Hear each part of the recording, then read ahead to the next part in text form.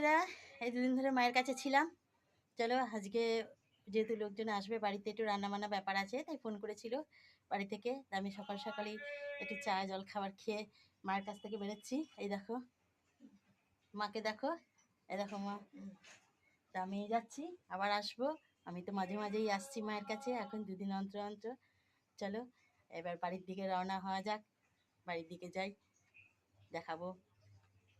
আসছি মা, টাটা। হ্যাঁ হ্যাঁ হ্যাঁ, টাটা, আসলাম, আবার দেখা হবে, আবার পরে আসবো। চলো।